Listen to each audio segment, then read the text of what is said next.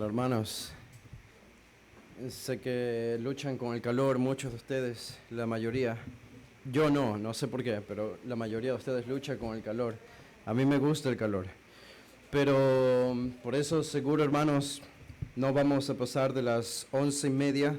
Ese es el tope, ese es el umbral, y no vamos a pasar ese umbral en reconocimiento a sus luchas semanales que tienen cuando están aquí cada domingo por ahora, pero como ya se mencionaba, los hermanos que han aportado y los que vienen de Los Ángeles para trabajar en el proyecto, está todo cada vez más avanzado y cada vez el tiempo se acerca de entrar a reunirnos allí adentro, y estaremos allí permanentemente si el Señor lo permite, y damos gracias a Dios por eso.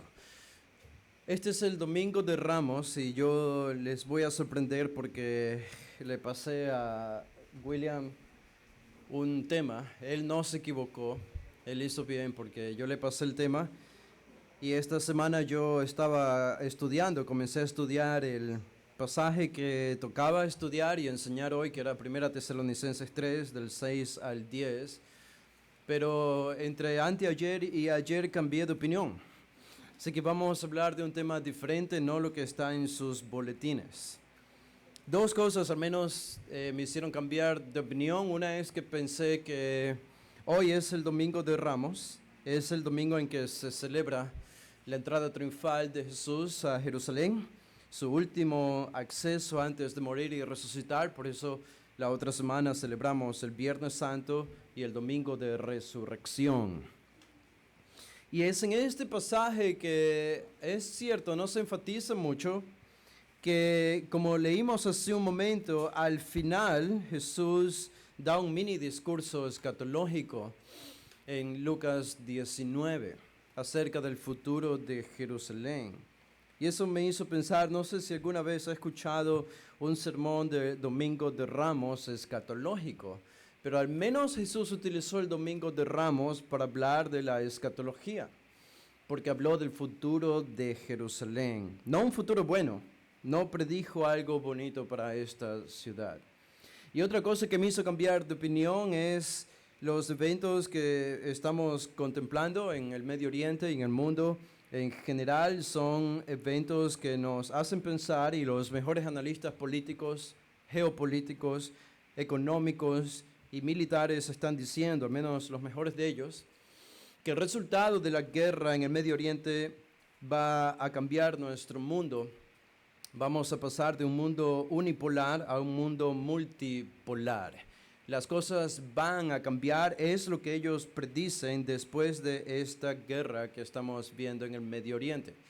Las cosas van a cambiar para todo el mundo y para nosotros aquí también. Entraremos a lo que se ha denominado un nuevo orden mundial. Y yo estaba pensando en esto y dije, ¿por qué no aprovechar el sermón del Domingo de Ramos para hablar de este nuevo orden mundial? Pero no queremos que los eventos geopolíticos dicten nuestra teología, sino que nuestra teología nos permite analizar los eventos geopolíticos y reconocer si Dios está haciendo algo de manera importante en nuestro mundo. Cristo es central para nosotros y vamos a enfocarnos en su primera venida, en su sacrificio y en su resurrección la semana que viene. Pero algo que los cristianos evangélicos quizás no hemos hecho con justicia al estudiar nuestra Biblia es que, si bien hacemos lo correcto en enfatizar la primera venida de Jesús, su muerte y su resurrección, no hemos enfatizado lo suficiente su segunda venida. Porque cuando leemos la Biblia enfatiza más la segunda venida de Jesús que la primera. Aunque la une a ambas en una sola venida, más se habla de la segunda que de la primera venida de Jesús.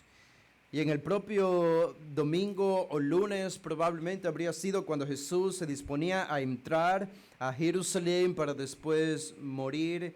Él habla de eventos que predecían su segunda venida, cuando Jerusalén estaría rodeada por los ejércitos enemigos. El tema del que vamos a tratar hoy es Israel, el Islam en las profecías. Para nuestro hermano que puedan poner ese título allá. Israel y el Islam en las profecías. Les prometo que será un estudio bíblico. Las profecías bíblicas apuntan a un lugar geográfico como el epicentro de todo lo que va a suceder en el final de los tiempos. Y ese lugar geográfico es el Medio Oriente, particularmente Israel y de manera más específica la capital de Israel, Jerusalén. Allí se llevarán a cabo los eventos más importantes que tienen que ver con el tiempo del fin. Todos esos eventos estarán rodeando ese lugar particular. Si uno ve a Israel hoy, en el presente, la gran amenaza contra este pueblo, contra el pueblo de Israel, contra los judíos, y la gran amenaza hoy contra los cristianos, en general no es el ateísmo. Yo no veo a cristianos volviéndose ateos, al menos no en gran número. No es algún tipo de pluralismo religioso, aunque existe en el mundo y es un peligro para el occidente, pero ese no es la principal amenaza. No vemos movimientos tanto filosóficos que se convierten en la gran amenaza para el cristianismo y para el pueblo de Israel. Hay un solo movimiento, hay una sola institución que se erige como la gran amenaza, la más importante de todas, tanto de Israel como de los cristianos. Y esa amenaza tiene un nombre y se llama el Islam. El Islam. Si no creemos, si tú no crees que el Islam es la principal amenaza para los cristianos, el día de hoy es porque hemos fallado en analizar lo que está sucediendo en el mundo y lo que Dios está permitiendo allá afuera. Controla el Medio Oriente, África del Norte, Asia Menor, Asia Central, Europa, cada vez más paulatinamente. Literalmente Israel se encuentra en el centro de un gran mar de odio musulmán. Y eso nos introduce al tema de las profecías, porque esto es lo que vemos hoy. Tanto el cristianismo, que está siendo perseguido en los países musulmanes del Medio Oriente, del norte de África, de Asia, e incluso de Europa en alguna medida, y también el pueblo de Israel, los judíos, ambos tienen su gran amenaza en el Islam. Y cuando pensamos en esto, pensamos en las profecías de la Biblia, porque las profecías de la Biblia hablan de una gran persecución contra el pueblo judío y contra los cristianos, contra el pueblo de Dios. Y la conversación que escuché hace un tiempo fue de primera mano, porque fue una conversación que tuve con una hermana mayor de edad de otra iglesia. Ella tenía ya más de 70 años. Y ella me estaba conversando de una conversación que ella tuvo con otra hermana de la iglesia, las dos maduras, mayores de 70 años, es decir, mucho tiempo en iglesia, en una iglesia fiel donde se enseña sana doctrina, donde se enseña incluso algo de escatología también, de una manera bíblica, todo esto. Y aún así, ella me estaba diciendo que esta hermana le había confesado que después de todos sus años en el cristianismo y en esta iglesia de sana doctrina, podía entender casi todos los temas importantes de la fe cristiana por los maestros fieles que han tenido en esa iglesia. Pero había un tema que por más que lo escuchaba, por más que los predicadores lo explicaban de manera tan clara, incluso en su propia iglesia, ella confesó: no entiendo nada. Y ese tema es el tema de la escatología. Ella decía: todavía no entiendo la escatología. Y yo pensé, probablemente va a ir al cielo no entendiendo la escatología. ¿Y eso no va a ser un problema para que pueda entrar al cielo? Claro que no. Pero yo me quedé pensando, decir, ¿qué tal si los hermanos de nuestra iglesia están en la misma posición? ¿Qué tal si ese es el problema de muchos evangélicos que, a pesar de escuchar una u otra enseñanza sobre el fin de los tiempos, siguen sin entender lo que va a suceder de manera organizada según enseña la Escritura al final de los tiempos? Y me preocupé un poco porque me pensé y dije, ¿qué tal si los hermanos de nuestra congregación todavía no entienden lo que va a suceder? Y entonces pensé, ok, no es la primera vez que hemos hablado de temas como este, pero dije, ¿qué tal si lo tratamos de hacer de una forma un poco más ordenada y simple? No simplista, pero una forma ordenada y simple para explicar desde la Biblia lo que va a acontecer con Israel, lo que a mi modo de ver personal y de otros maestros, y en esos otros maestros creo que lo puedo incluir al que ya está en la presencia del Señor, el pastor MacArthur, aunque esto no está en ningún libro de él, no está en ningún comentario de él, pero está en una predicación del pastor MacArthur un domingo en la noche en su iglesia. Ya habría tenido 70 y pico de años cuando él predicó este sermón. Así que este es el MacArthur después de los comentarios. Este es el MacArthur después de escribir los libros, que él predicó esto en su iglesia, en Grace Church, acerca también de Israel, el Islam, en las profecías bíblicas. Así que no soy el único loco que habla del Islam en el tiempo presente. Sepan que hay otros maestros de sana doctrina que también lo hacen y ven una referencia muy probable en las profecías bíblicas acerca del Islam. Y si esto es cierto, entonces nada debería ser más importante para nosotros que, yo creo, empezar a prepararnos para lo que probablemente es la última fase de tiempo que tenemos en este mundo antes del retorno de nuestro Redentor y Salvador, que es el Señor Jesús. Como decía, el centro de las profecías, para simplificar todo, vamos a ir avanzando paso a paso, ¿ok? Para simplificar todo, en el centro de las profecías está la venida del Mesías, ¿ok? La venida de nuestro Salvador. Esto es central en todas las profecías de la Escritura, tanto la primera como la segunda venida de Cristo. Y como decía hace un momento, aunque la Biblia predice la primera venida, enfatiza más la segunda venida de Cristo, al menos en el Antiguo Testamento, en los Evangelios, Pablo en alguna de sus cartas y obviamente Juan escribiendo el Apocalipsis. La Biblia se enfoca más en la segunda venida de Cristo. Ahora la pregunta es, ¿qué pasará en los últimos días? Bueno, mantengamos la simplicidad. ¿Qué va a suceder en los últimos días? Bueno, va a surgir, sabemos nosotros, entre otras cosas, no voy a mencionar todo para simplificarlo, pero va a surgir un hombre y personaje del que hemos escuchado los miércoles, a que se le denomina el anticristo, con un imperio en el Medio Oriente, ¿ok? Un anticristo, un enemigo de Cristo y del pueblo de Dios, con un gran imperio y ejército en el Medio Oriente y también en el norte de África. ¿Qué más veremos? Que este hombre, con su ejército, invadirá a Israel y a los creyentes. ¿Ok? No es tan difícil.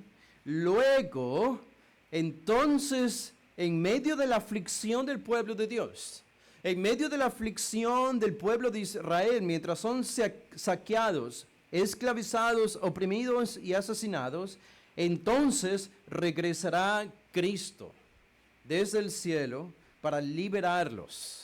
Y a todos los creyentes también que queden para ese tiempo de juicio. Y Cristo, por último, establecerá un reino mesiánico sobre la tierra desde Jerusalén. Esto es lo que las profecías repiten una y otra vez. Una y otra vez. Si ustedes entienden estas cuatro cosas, estas cuatro fases, ya entienden mucho de la escatología bíblica. El anticristo con su ejército en el Medio Oriente y el norte de África invade a Israel y persigue a los creyentes. Entonces regresa Cristo para liberarlos a todos y Cristo impone su reino universal desde Jerusalén. Hasta allí estamos bien, ¿verdad? No es tan difícil, no es tan complicado. Esto es lo que podríamos resumir de las profecías bíblicas.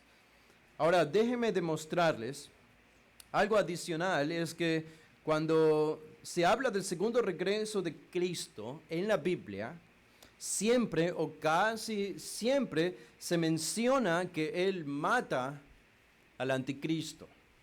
En otras palabras, la idea de la segunda venida de Cristo, no estoy hablando del rapto, pero de la idea de la segunda venida de Cristo no es tanto de cristianos que están en los montes, en los jardines de su casa, con los brazos abiertos, cantando el Kumbaya, Señor, esperando que Cristo venga en cualquier momento, viviendo en medio de un mundo pacífico, teniendo éxito en la sociedad y estando bien todos con sus familias.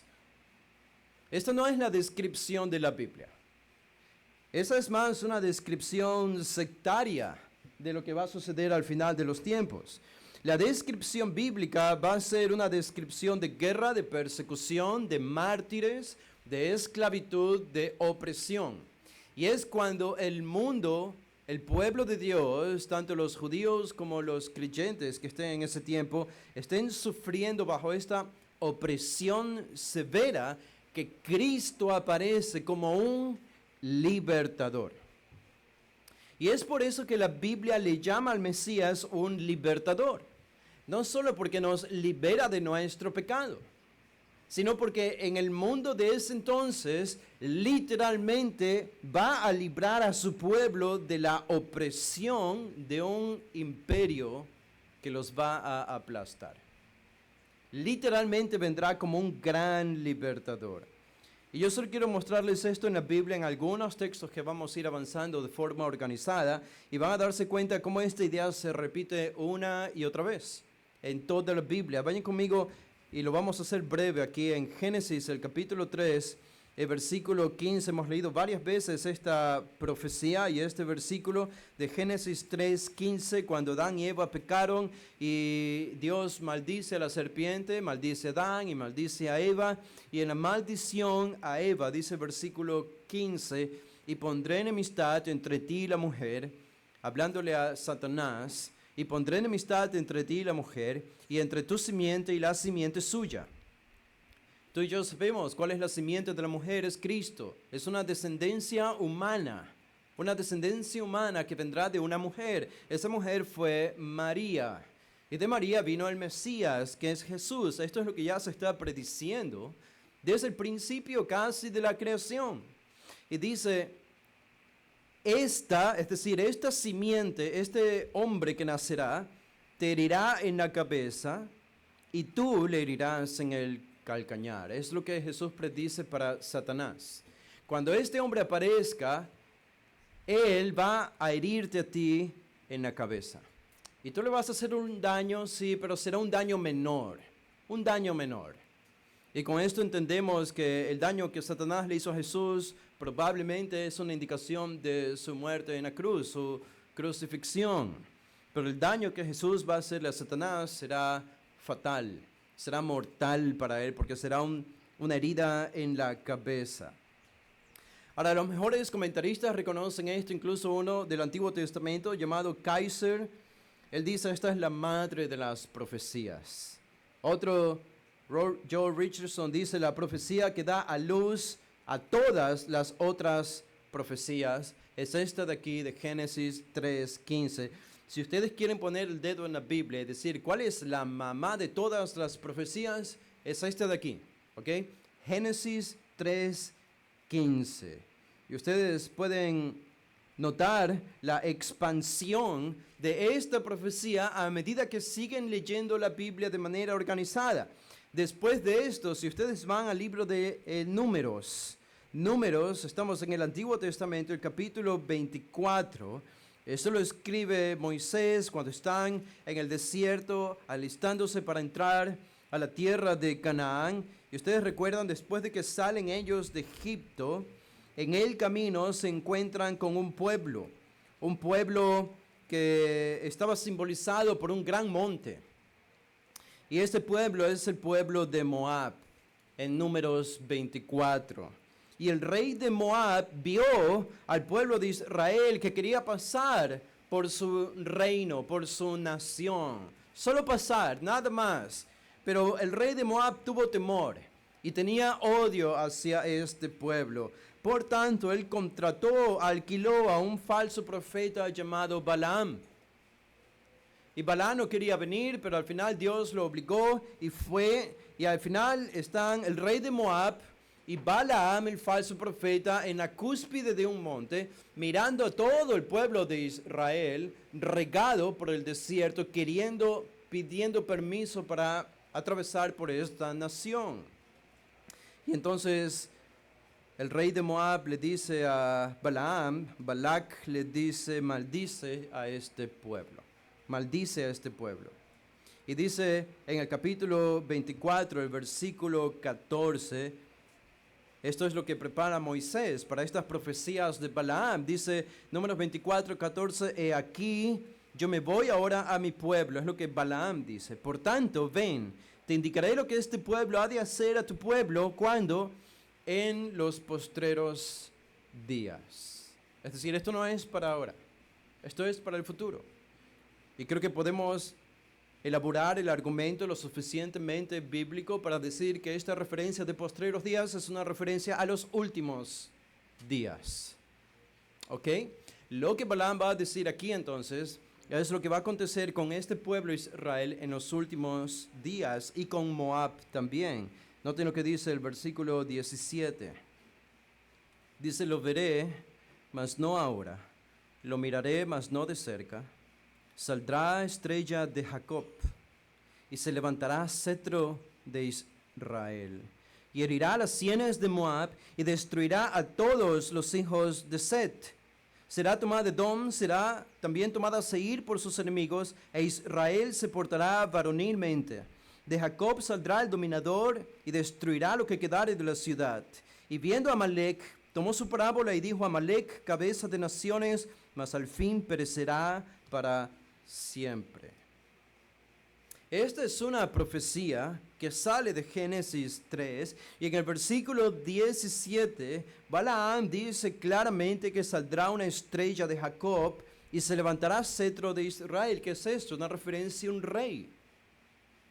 Un rey va a nacer en Israel y él va a gobernar.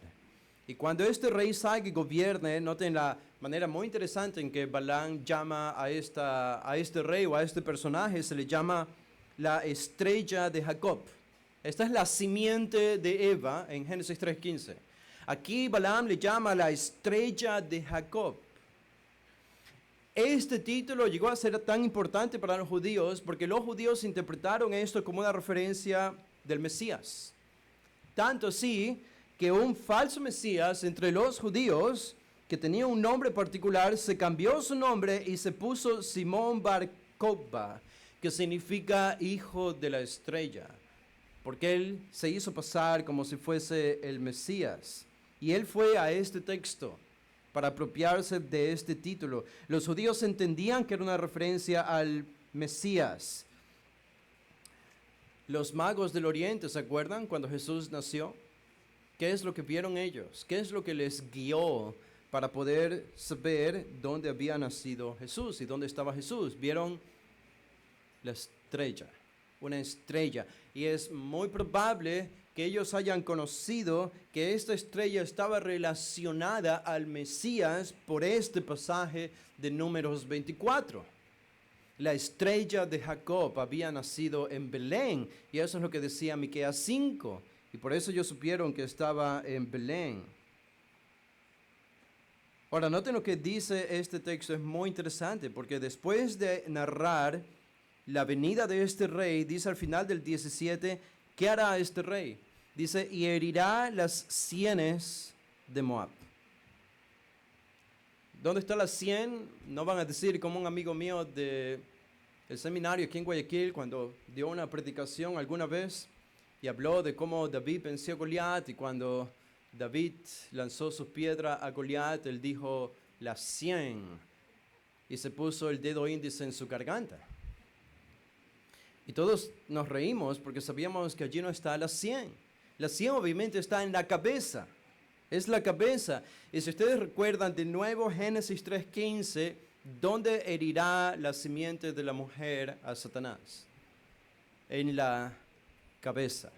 en la cabeza. Pueden ver la relación. Este hombre que va a venir, este rey de Israel que va a venir, herirá las sienes de Moab y destruirá a todos los hijos de Set. ¿Qué está diciendo aquí Balaam? Los moabitas y los edomitas, de quienes se habla también en el versículo 18, van a sufrir el ataque de este rey. ¿Dónde moran o dónde moraban los moabitas y los edomitas en los tiempos bíblicos del Antiguo Testamento? Bueno, en el este de Israel. El este de Israel, lo que hoy se llama Jordania. Toda la región del país de Jordania, eso era Moab y era Edom en los tiempos bíblicos. El monte de Seir era una montaña prominente allí en Moab, en lo que hoy es Jordania. Los amalecitas, de quienes también se habla aquí en el versículo 20, que también van a sufrir, también se encuentran más al este de Israel.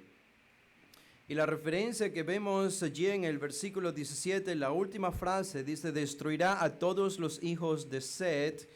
Esta frase se ha interpretado como significando los hijos del oriente. Los hijos del oriente. Tiene sentido. Cada nombre que aparece aquí en la revelación bíblica apunta a las palabras o a los pueblos, de personas que viven en el desierto del Medio Oriente. Moran en esa tierra. No es una referencia a Alemania, a Rusia y a Estados Unidos. Cuando vean predicadores de profecía diciendo que la Biblia habla de Estados Unidos, de Alemania o de Rusia, ustedes deben saber inmediatamente que están cometiendo una equivocación. Porque la Biblia nunca hace referencia en las profecías a ninguno de estos países como participando. No es que no van a participar, pero simplemente la Biblia no los menciona. Y tiene sentido que esos pueblos hoy son pueblos musulmanes que tienen un profundo odio hacia Israel. Vayan conmigo a Isaías el capítulo 25. Isaías el capítulo 25, no son muchos versículos los que vamos a cubrir aquí, son pocos, muy pocos. Pero noten esta profecía de Isaías 25, el versículo 8, dice, este es un versículo que lo conocemos muy bien porque lo leemos en Apocalipsis, ¿verdad? Que Dios enjugará toda lágrima de los ojos de ellos. ¿Quién no conoce ese pasaje? Y muy pocos nos damos cuenta que en realidad esta frase de enjugará los ojos y las lágrimas de los ojos de todos ellos que han sufrido, no viene de Juan originalmente. Eso él lo copia de Isaías. Es Isaías quien lo escribe. Dice Isaías 25:8, destruirá a la muerte para siempre y enjugará Jehová el Señor toda lágrima de todos los rostros y quitará la afrenta de su pueblo de toda la tierra, porque Jehová lo ha dicho. El 9 dice, y se dirán aquel día, he aquí, este es nuestro Dios, le hemos esperado y nos salvará. Este es Jehová a quien hemos esperado, nos gozaremos y nos alegraremos en su salvación, porque la mano de Jehová reposará en este monte, pero, ¿qué dice? Moab, de nuevo. Moab, lo que hoy serían los pueblos árabes al este de Israel. Dice, pero Moab será hollado en su mismo sitio, como es hollada la paja en el muladar. Y a continuación utiliza una metáfora para explicar cómo este personaje que vendrá va a destruir y a herir a Moab. Dice, y extenderá su mano por en medio de él, como le extiende el nadador para nadar. Y abatirá su soberbia y la destreza de sus manos, y abatirá la fortaleza de tus altos muros, y la humillará y la echará a tierra hasta el polvo. ¿Se dan cuenta que cada vez que se predice la venida del Mesías, se habla de que Él va a atacar y a destruir a un pueblo? Hasta ahora ese es el patrón que encontramos, y obviamente no estamos leyendo todos los textos que hay acerca de este tema. Y se va repitiendo la referencia de Moab. No es el único pueblo, pero es uno de los pueblos que está dentro de las profecías bíblicas. Ahora, vayan conmigo al libro de Abdías por un momento. El libro de Abdías no es tan fácil de encontrar. Este libro es muy pequeño, tiene solo un capítulo, así que no tengo que darle el número de capítulos de este libro. Abdías está antes de Jonás. Y si no saben dónde está Jonás, no puedo hacer nada más por ustedes, hermanos. En el libro de Abdías, el capítulo 1, el versículo 8. El versículo 8. Noten lo que va diciendo Abdías aquí. Abdías se enfoca en Israel y en Edom también, estas dos naciones al final de los tiempos. Y dice Abdías 1:8, no haré que perezcan en aquel día, dice Jehová, los sabios de Edom y la prudencia del monte de Esaú. Y tus valientes, oh Temán, serán amedrentados porque todo hombre será cortado del monte de Esaú por el estrago. Por la injuria de tu hermano Jacob te cubrirá la vergüenza y serás cortado para siempre. El versículo 15 dice, porque cercano está el día de Jehová sobre todas las naciones. Como tú hiciste, se hará contigo. Tu recompensa se volverá sobre tu cabeza. Y el versículo 17, mas en el monte de Sión habrá un remanente que se salve y será santo. Y la casa de Jehová recuperará sus posesiones, es decir, las habían perdido. Las habían perdido. Es decir, Israel había perdido la posesión de su tierra y la posesión de todas sus pertenencias. Ahora, ese no es el estado actual de Israel, porque Israel está en su tierra y tienen sus posesiones. Así que esto nos está avisando de que va a haber un ataque contra Israel futuro en el que Israel va a perder. Si ustedes ven que hoy Israel gana sus guerras, bueno, eso no siempre va a ser así, porque Israel va a perder, tiene que perder porque la Biblia lo predice. Pero será por medio de esa pérdida y de esa destrucción que ellos van a ser humillados y van a volver a Cristo cuando Él descienda del cielo. Y el versículo 18 lo dice claro, dice la casa de Jacob, después de esta destrucción, las cosas se van a revertir y ahora Jacob será fuego. Y la casa de José será llama. Y la casa de Esaú, en cambio, estopa. Y los quemarán y los consumirán, ni aun resto quedará de la casa de Esaú, porque Jehová lo ha dicho. Y se habla en el versículo 19 del Negev. Este es el área desértica del norte de Arabia Saudita, lo que hoy es Arabia Saudita. Así que todo esto lo está prediciendo el Señor. Estos son hoy pueblos árabes. Ahora, no voy a leer este pasaje, pero en Ezequiel, el capítulo 25, ustedes lo pueden anotar, en Ezequiel 25, del 2 al 17, y en otros versículos de este mismo capítulo, se habla de otros pueblos más, de los que cuando venga el Mesías, se va a vengar y los va a castigar también. Allí se incluye a Dedán, en Ezequiel 25, hoy es el norte de Arabia Saudita.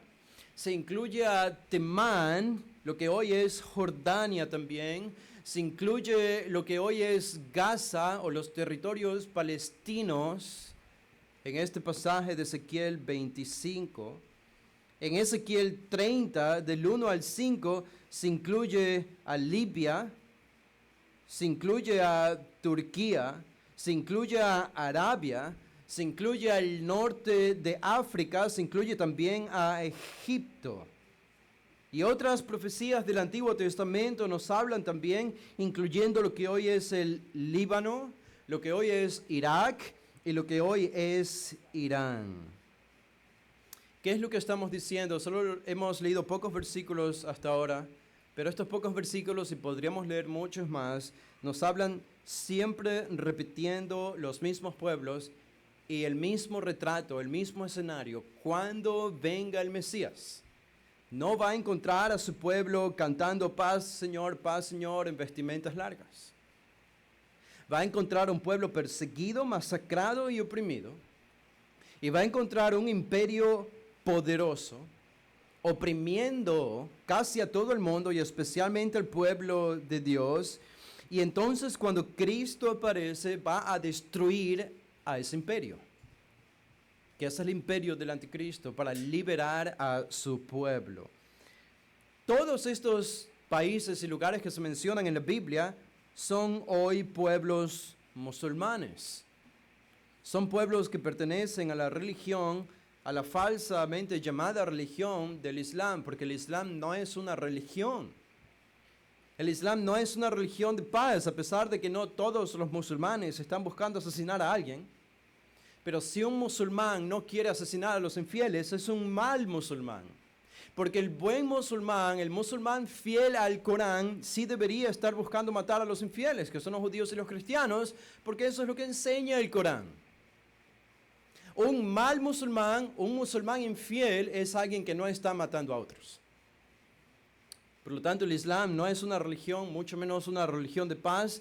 El Islam es una organización homicida que fue creada para crear un genocidio contra el pueblo judío en Israel. Eso es todo lo que es el Islam. Hoy yo quiero llevarles a una profecía más en el libro de Joel, el capítulo 3. El libro del profeta Joel, el capítulo 3. Y Joel es uno de los profetas citados en el Nuevo Testamento, no probablemente el más citado, pero sus profecías son tan directas y elocuentes. En el capítulo 3 dice el versículo 1, Joel 3, 1, dice, porque he aquí en aquellos días y en aquel tiempo en que haré volver la cautividad de Judá y de Jerusalén, dice, reuniré a todas las naciones y las haré descender al valle de Josafat. Hemos leído esto antes, el valle de Josafat es el valle que está fuera de Jerusalén. Esto es Jerusalén. ¿Qué dice la profecía? Dios, voy a reunir a las naciones gentiles, enemigos de Israel, para que vengan a las afueras de Jerusalén. Dice, y allí entraré en juicio con ellas. ¿Con quiénes? Con estas naciones. ¿Por qué? A causa de mi pueblo. Por cómo han tratado a mi pueblo. Dice, y de Israel mi heredad, a quien ellas esparcieron entre las naciones y repartieron mi tierra. Repartieron mi tierra. ¿Por qué Dios va a entrar en lo que se ha denominado en la escatología bíblica como la gran controversia de las naciones o la gran controversia de Jerusalén? La gran controversia de Jerusalén es esta de aquí, la de Joel. La metáfora, la presentación es la de un tribunal donde alguien va a ser juzgado. Esa es la idea. Dios va a traer literalmente a las naciones alrededor de Israel para dictar una sentencia contra estas naciones gentiles. Y una de las razones por las que Dios va a traer una sentencia contra estas naciones gentiles es como dice al final del versículo 2, porque ellas esparcieron a mi pueblo y también repartieron mi tierra. Repartieron mi tierra. ¿Han escuchado ustedes hoy discusiones acerca de repartir la tierra de Israel? ¿Han escuchado ustedes eso en las noticias? Yo sí, todo el tiempo. Todo el tiempo. Ya desde el 2007, cuando George Bush era presidente de Estados Unidos, una serie de más de 80 líderes cristianos evangélicos escribieron un documento. Era una declaración, era una petición para el presidente George Bush y para todos los líderes religiosos y líderes diplomáticos y políticos del mundo. Y en esta declaración, estos 80 líderes cristianos evangélicos decían que esta era una declaración evangélica, ese era el título, una declaración evangélica sobre Israel y Palestina. ¿Y qué escribieron ellos en esta declaración? Bueno, iba a leerles una cita, pero mejor lo resumo. En esta declaración ellos decían y pedían, hacían la petición a todos los líderes del mundo a que por favor, si la situación entre Israel y Palestina no cambiaba y no dejaba de haber guerra, que entonces por favor dividan de manera oficial esta tierra en dos y creen un estado para Palestina, así como Israel ya tiene su estado, porque esto terminaría supuestamente con la guerra entre Israel y Gaza. En otras palabras, lo que estaban pidiendo estos líderes cristianos evangélicos es que se le dé una nación, que se le dé un estado, que se le dé un tesoro y mucho dinero a un grupo terrorista que busca asesinar a los judíos todo el tiempo, que se llama Hamas. para dividir la tierra. Esta declaración era una petición de líderes evangélicos para que se divida la tierra de Israel en honor a la paz mundial y a la paz de Israel y a la paz de los cristianos.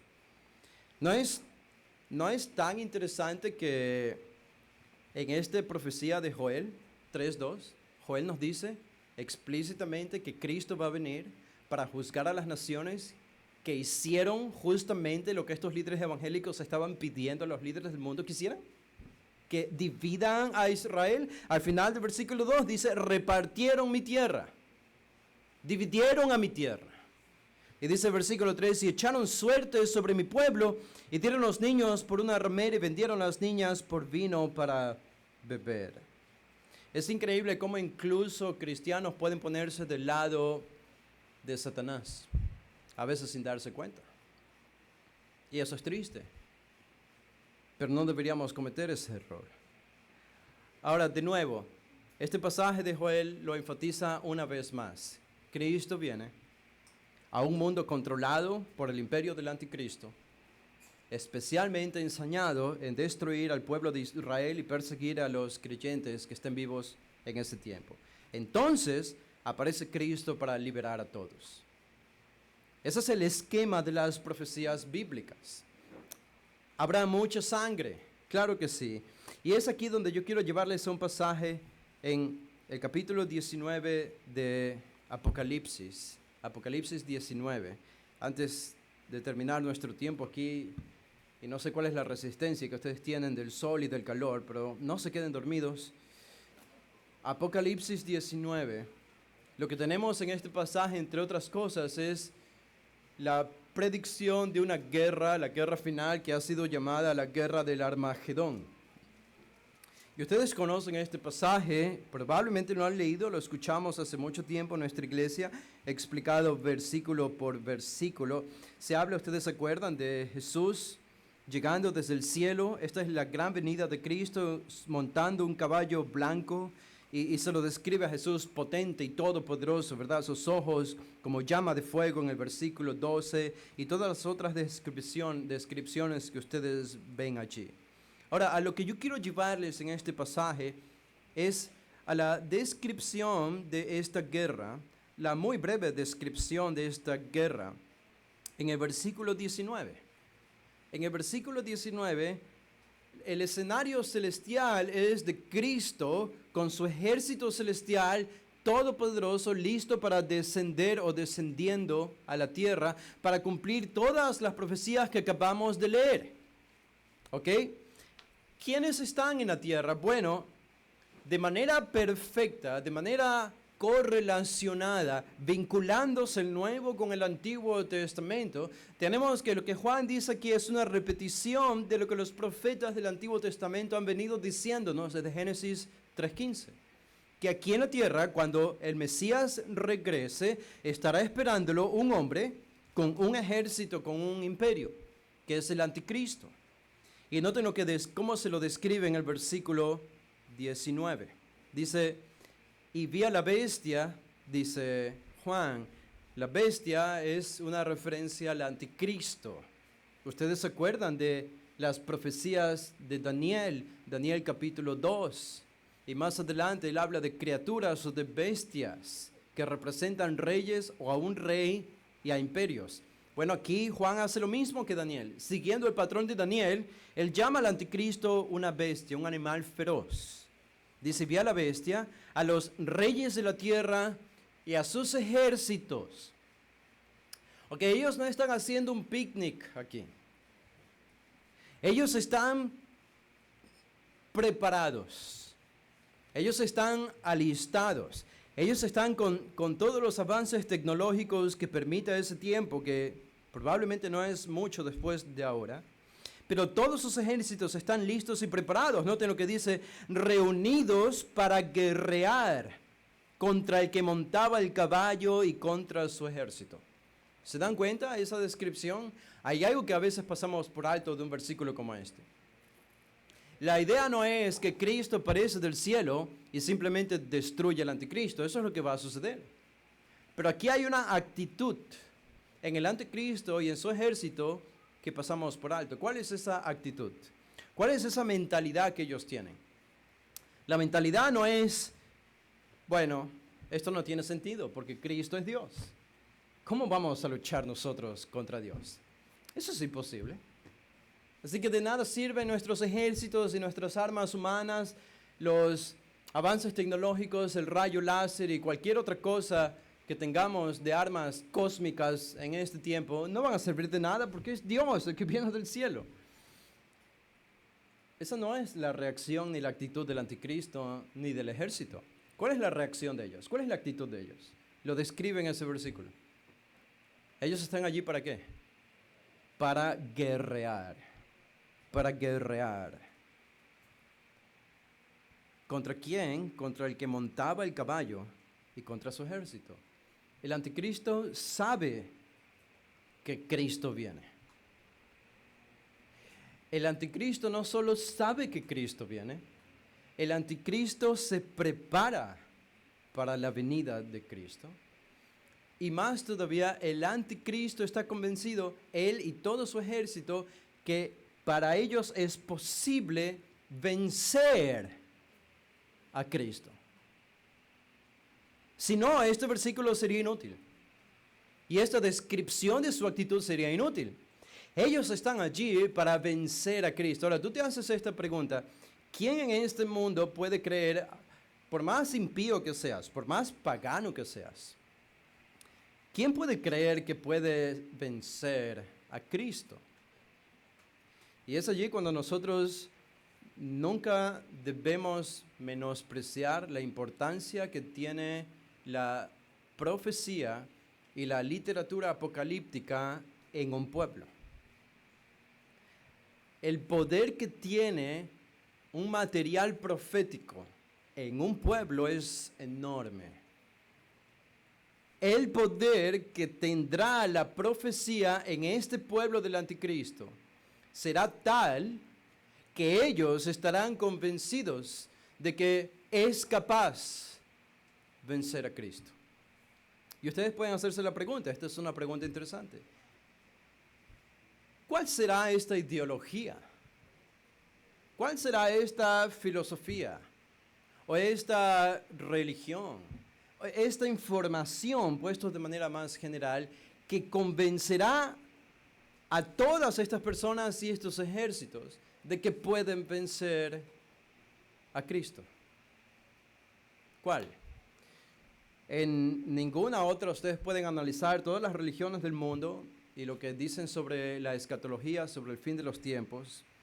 Hay una sola que se erige como la escatología, que enseña a su pueblo que realmente pueden vencer a Cristo. Y esa es la escatología del Islam. Las profecías del Islam enseñan a su pueblo que ellos son capaces de lograr esto. Ahora, con estas palabras, obviamente que no.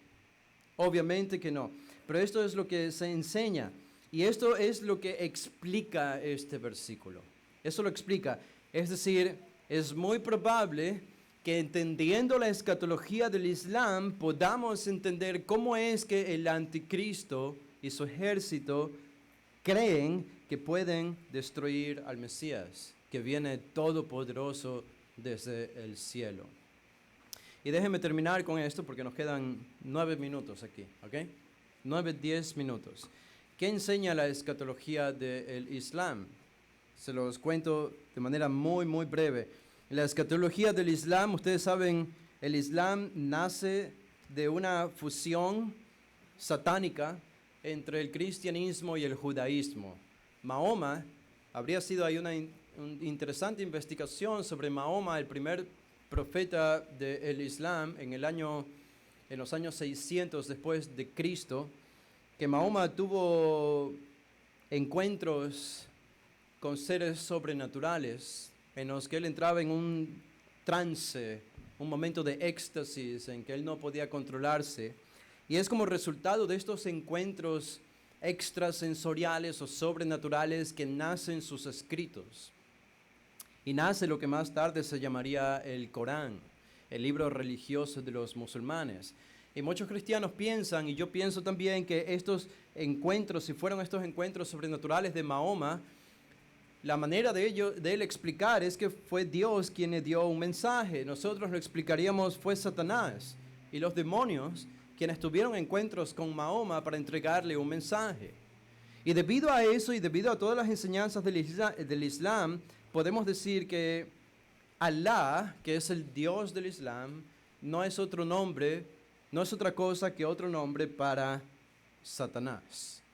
Alá es Satanás. Alá no es Dios, es Satanás. Es importante que lo entiendan porque todos los musulmanes del mundo van a repetirles: tú adoras a Dios, yo también, solo que yo le llamo en árabe Alá, pero es Dios, el que tú llamas Dios. No, Alá no es Dios, Alá es Satanás.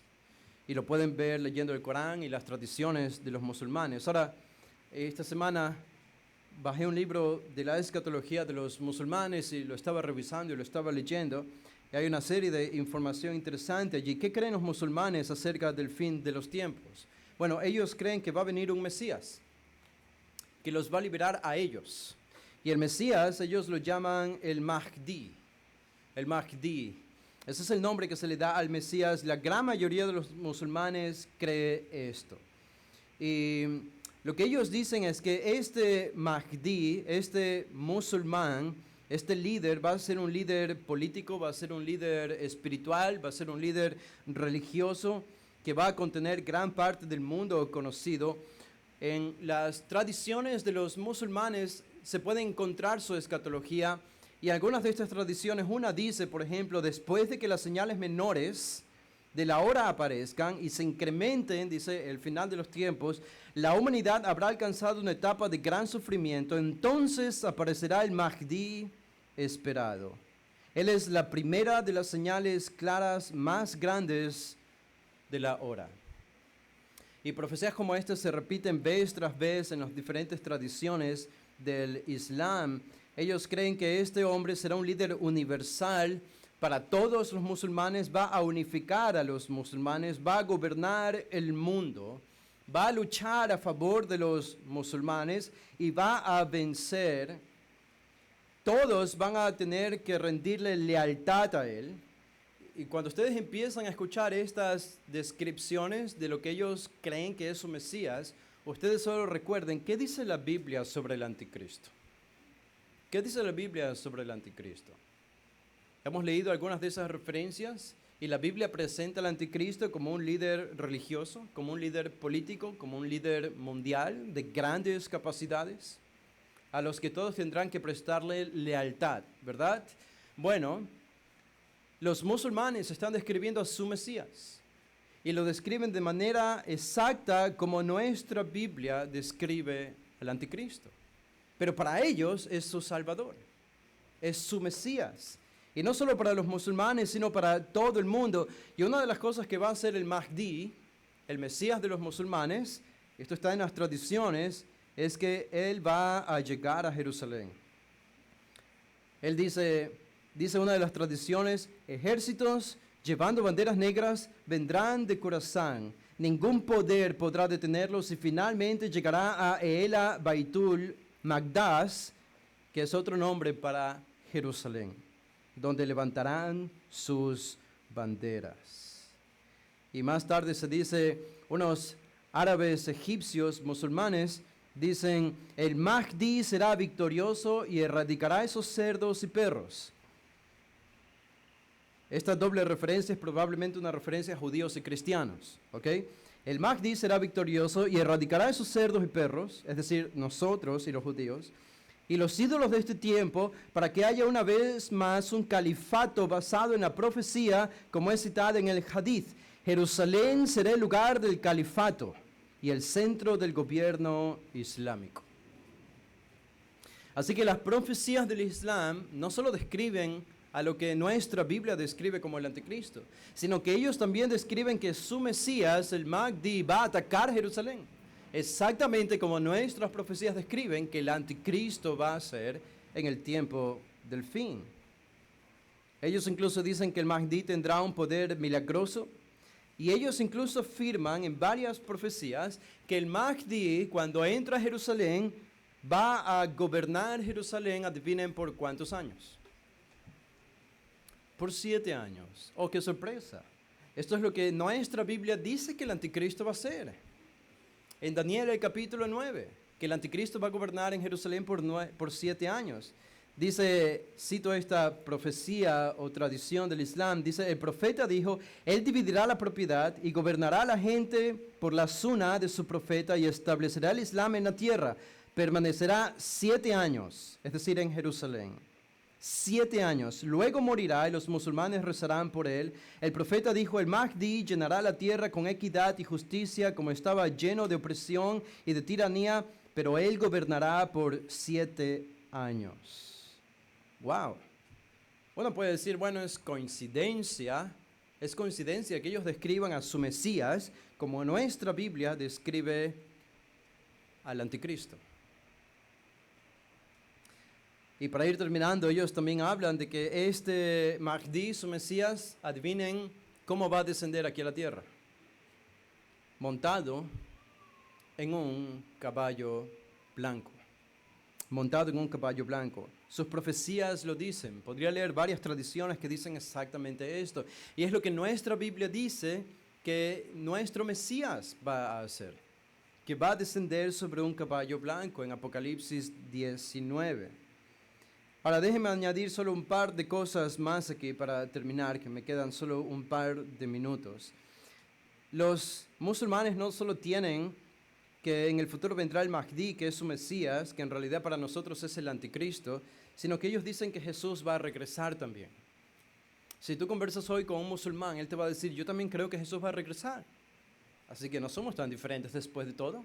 Bueno, si ustedes comparan lo que la Biblia dice acerca del falso profeta que estará al lado del anticristo, y ustedes comparan eso con lo que el Islam dice acerca del Jesús que va a regresar, encaja perfectamente lo uno con lo otro. El Jesús musulmán, en resumen, es alguien que va a venir aquí a la tierra, que va a ser un líder religioso, que va a hacer que todos adoren al Mahdi, al Mesías musulmán, y el Jesús va a venir aquí a la tierra a decirle a todos los cristianos que estuvieron equivocados pensando que Él era Dios. Y va a decirles que Él nunca murió en una cruz, que Alá lo salvó antes de morir y se lo llevó a su presencia. Y ahora ha regresado para decirle a todos los cristianos y a todo el mundo que estuvieron equivocados en cuanto a Él, porque Él no es el Mesías, Él no es Dios, a quien deben adorar es al Mahdi, al Mesías del mundo musulmán. Y eso es básicamente lo que describe Apocalipsis, Juan, que va a ser el falso profeta. Va a hacer incluso milagros y los musulmanes creen que Jesús hará algunos milagros también, pero estará subordinado, sujeto al gran Mahdi, al gran Mesías musulmán. Entonces, vemos un encaje perfecto, un vínculo entre ambas profecías, pero todo puesto a la inversa para confundir en el tiempo final. No por gusto Jesús advirtió a sus discípulos cuando comenzó a hablarles del tiempo del fin. Lo primero que hizo es, les advierto de algo, vendrán falsos mesías. Cuidado, porque vendrán falsos mesías.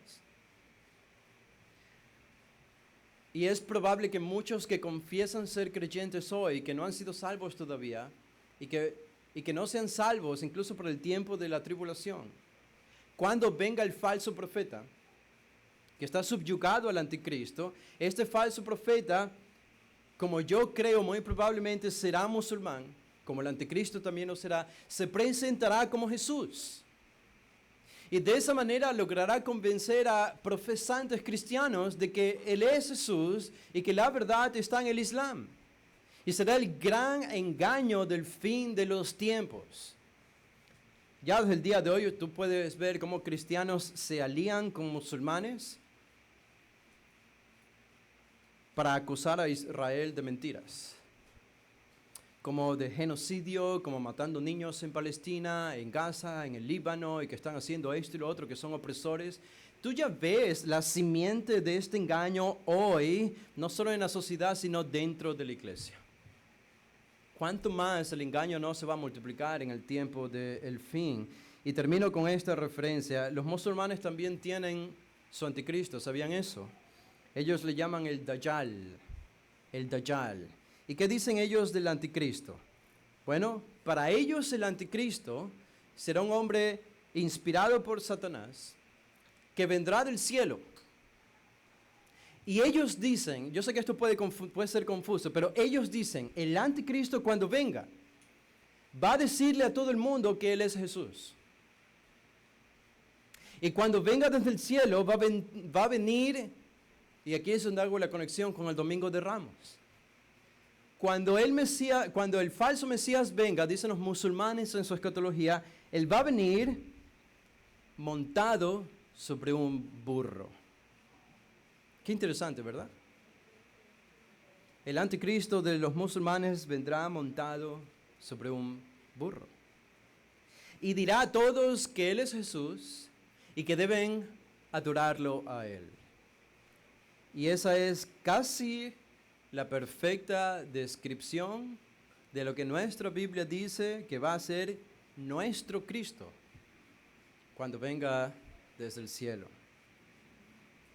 Si nosotros podemos unir, hay muchas más cosas que podríamos decir al respecto, pero el tiempo no nos da para seguir hablando de esto.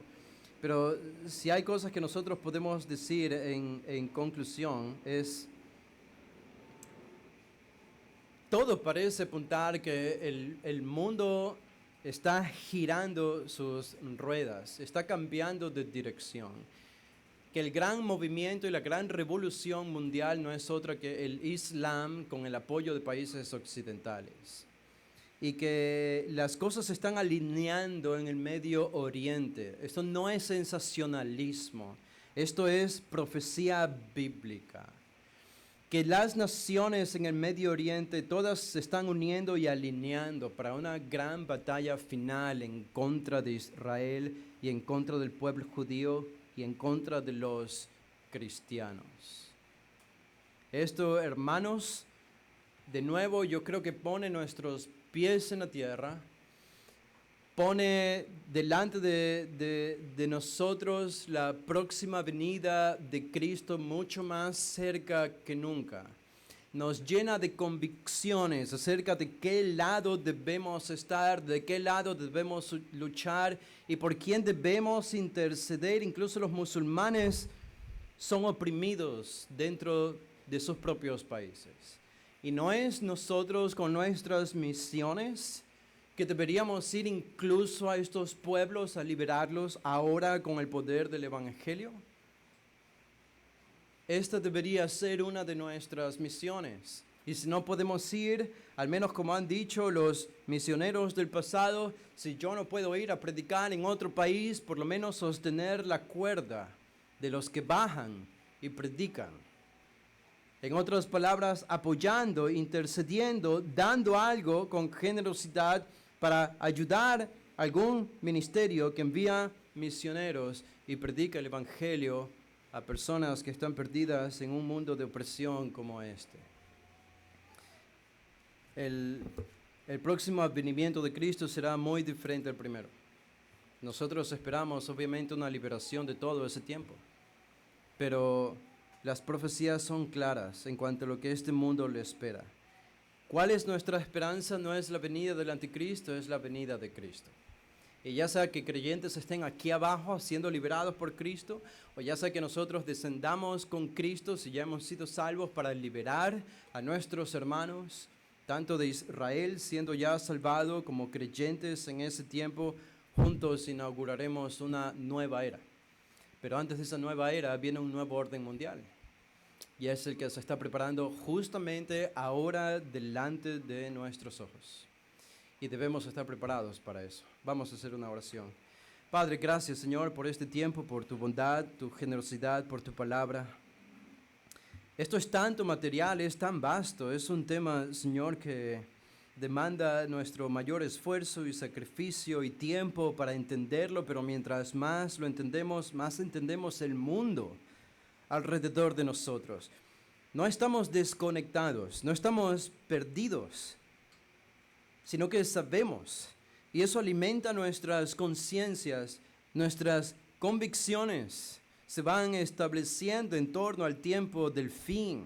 Es un tema al que los profetas le dieron importancia, al que el Nuevo Testamento le dio importancia y a que nosotros también le deberíamos dar importancia, aparte de predicar la salvación de Cristo en su muerte y resurrección, como será nuestro enfoque la próxima semana.